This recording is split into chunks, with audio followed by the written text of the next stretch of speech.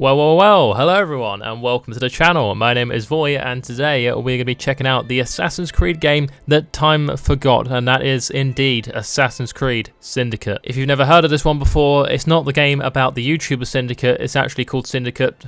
I don't really know why it's called Syndicate because it's based in London. It should be called Assassin's Creed Stabbing Fest. If you are new around here, then let me tell you something about myself in an attempt to make you feel a little bit more comfortable as this is your first video.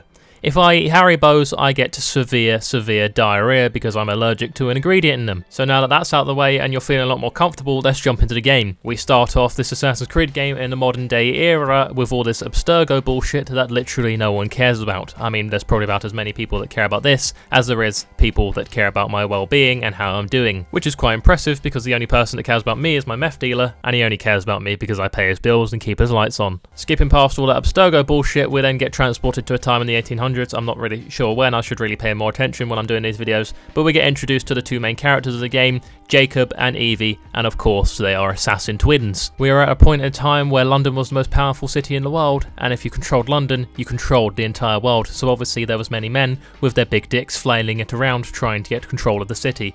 At the top of the big dick competition was a man named Crawford Starrick, and he was going through London with his gang called the Blighters, killing people and scheming their way through to get to the top of that big dick leaderboard. I've got to give him compliments where it's due. He was a man who thought of good names. Crawford Starrick is quite intimidating, and the Blighters sound about as scary as the idea of going to China right now. However, what I don't understand is why they're working their way through London, killing and scheming people to get to the very top of power. All they really need to do to be in power in London was promise the entire population of the city an endless supply of teabags, and everyone in the city would have just thought, yeah, right then, we'll give him a go, he doesn't sound too bad. And no, there wasn't any big tit competitions going on, because this was the 1800s, and in the 1800s, women had about as many rights as a dead koi fish. And I know what you're thinking, George, you keep on playing these games that are based in times when women didn't have rights. Do you have a problem with women's rights or something? And no, of course I don't. I model myself after some of the biggest women's rights activists in the world, people like Donald Trump and people like Boris Johnson. Speaking of Boris Johnson, here's another chubby British man, and it is Rupert Ferris. Here's our first target that we need to assassinate, playing as Jacob.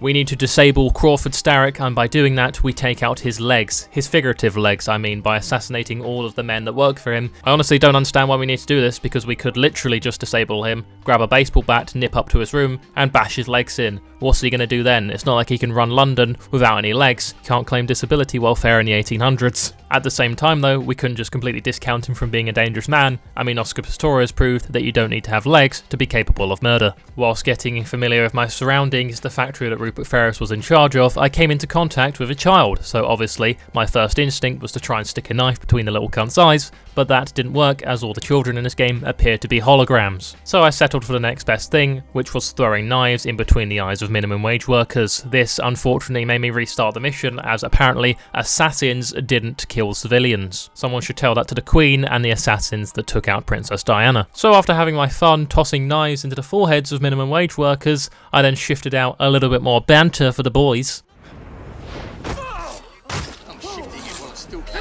The sanitary inspector. This man is dead.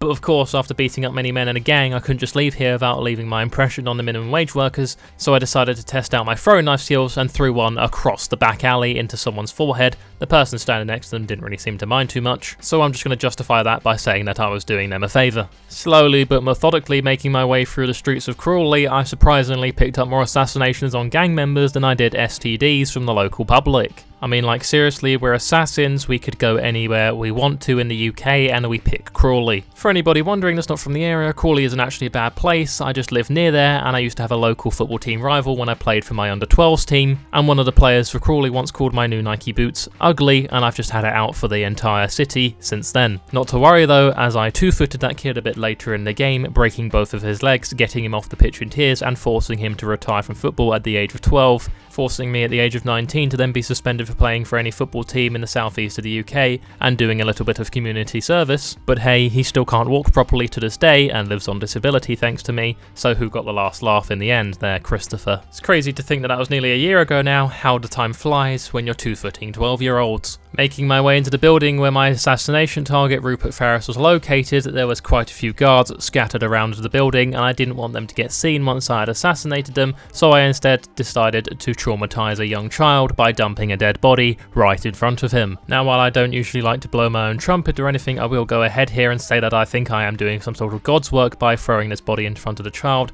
to really show this starving, slave-laboured young kid that there is much, much worse things in the world than what he is going through right now, and he needs to be prepared for that adult life. And here we are, 5 minutes into the video, we are on the first assassination of Rupert Ferris. I really do impress myself sometimes with how I managed to squeeze some really shitty content out of barely any time at all for that view duration. Not that we needed any more motivation to assassinate Rupert Ferris, the guy endorsed childhood slave labour, which is something that's only funny when I do it. But we also find out here that he cannot write, as he is writing a letter, but only explaining the words to someone who can actually write. Moving into the more modern era of civilization where reading and writing became a necessity, losing a man who at the age of 30 needed help spelling the word cat wasn't really that much of a loss for the world. I mean, nowadays the only way you survive like that is if you are the son of Casey Price. And that was that. Rupert Ferris was indeed assassinated. We had a little chat with the geezer in the afterlife, and he tells us that us killing him won't really have much effect on Crawford Starrick and his control of London, so clearly man wasn't even backing himself. But either way, I wasn't really worried about what he was saying. It was nice to just feel the warmth of another human being. Usually I only have people in between my arms when they're cold and stiff. Jacob is nice enough to wipe a little bit of the blood off his chin because we don't want him to be uncomfortable while he's dying, but now before we know it, we need to get the fuck out of here.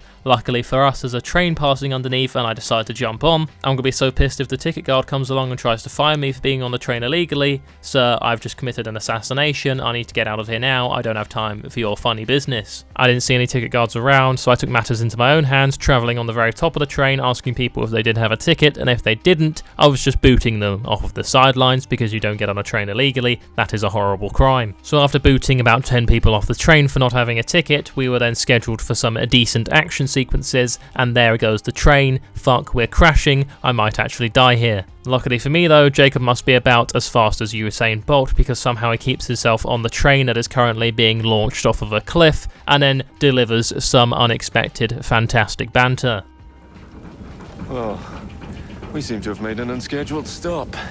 Those banging jokes from Jacob will really be missed, but it's time to leave him be for now and switch over to Evie. We start with Evie the same way that we left off with Jacob. No, not on a train, but with an itchy crotch. Really starting to think that threesome last night was a bad idea. We very quickly get acquainted with Evie as guards chase her down, and she shows that she is very, very capable of handling a big boy by taking him down, spreading him like he's a bit of Marmite on toast, and then fondling him because woman power. We then learn who our target for assassination is, and no, it's not the woman standing there right now. We'll deal with her at a later point. It's actually the scientist standing right behind her. But while analysing our target, we then overhear something that's a little bit TMI if you ask me.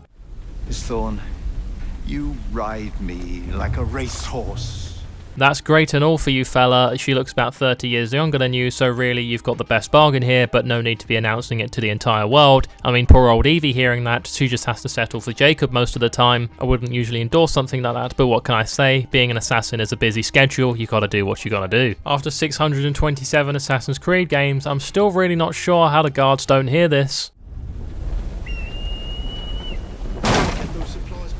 Like, come on, she hit that cart harder than Owen Hart hit the floor of Kemper Arena in 1999. The only reasonable explanation here is that Ubisoft and the people behind the Assassin's Creed games have some sort of weird fetish for deaf people and make all of the guards in their games deaf. That'd make about 70% of the population in Assassin's Creed games completely deaf. That could be a genuine conspiracy theory. I should pop that bad boy on Reddit and see how quickly that rises to the top of the conspiracy theory page. So while making my way through to the scientist to assassinate him, I then got myself in a little spot of bother, but no need to fear, this is not the first time that Evie has been caught with 6 men on top of her. She is an experienced hardened warrior in these situations and always knows how to come out on top, or on the bottom, and especially last. And Evie handles this like I handle any social situation. It's a little bit awkward, but in the end very good for both parties because it's quick and easy, and you're out of there quicker than you can say like the video and subscribe to the channel. We find this guy who's dressed up like Dandelion from The Witcher, and we decide to spark up with a couple of the guards and him, but unfortunately the guards don't burn and they end up collapsing. I guess we could say that the guards hit the blunt, but the blunt hit them harder. Anyway, after having a chat with his Dandelion lookalike, he reveals to us that the scientist actually has a secret laboratory where he's practicing some some weird experiments, and that's where we can find him to then get on top of him and indeed assassinate him. So after that juicy bit of information, the Dandelion lookalike just disappears out of nowhere, which is quite weird because this is also what happens when I try and hang out with friends in real life. One minute we're all here having a laugh, and then the next minute my phone and wallet are missing and there is nobody in sight. I then kill the guard and steal his key, which grants me access to the underground layer that Dandelion lookalike told me about. It's actually quite weird that there's just a key to this underground layer. You'd think an underground layer would be accessed by something like pulling out a random book out of a bookshelf and then the wall turning round instead of just a bog standard Yale lock. After all that, here we are then. I insert my key into the door and very slowly walk in because I don't know what to expect on the other side.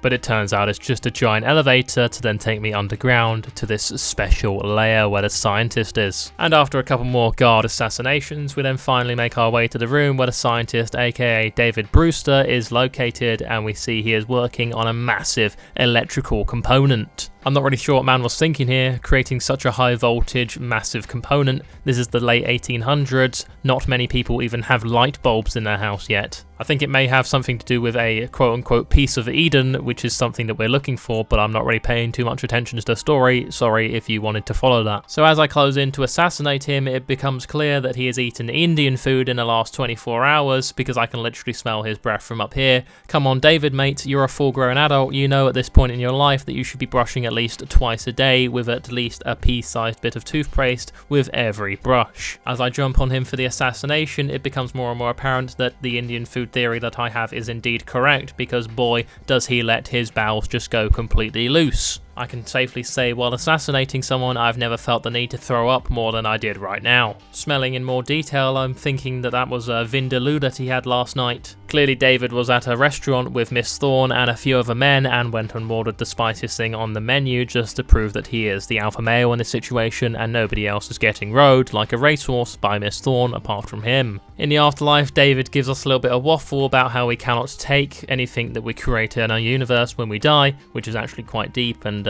makes me wonder what we're all doing here and what the point of life is. But before I have time to really consider that, the entire building starts fucking collapsing because of David's creation, mate. Christ's sake, you could have at least made it not blow up after I assassinated you. It's okay though, Evie's quick and agile like Tomb Raider. She can escape any situation where death is imminent and just get out without a scrape, which is exactly what we do. And there we go, I meet back up with Jacob. We both discuss our successful assassinations and tell George, no, not me, George is in George in the game who gave us the orders for the assassination, that we were successful, and we then go behind his back, betray him, and get on a train to London to go to the source of it all and try and finally stop Crawford Starrick once and for all. And we will find out what London is like in the next episode. If you guys do want to see more, then be sure to leave a like and let me know in the comment section if you want to see more Assassin's Creed, and we'll get to explore London and do a little bit more of that rather than so more of the linear stuff. This was just the intro of the game. If you have any game suggestions, be sure to leave them in the comment section down below. Leave a like if you did enjoy the video, and subscribe if you are new around here and enjoy the content, and I will see you all in the next one. Bye bye.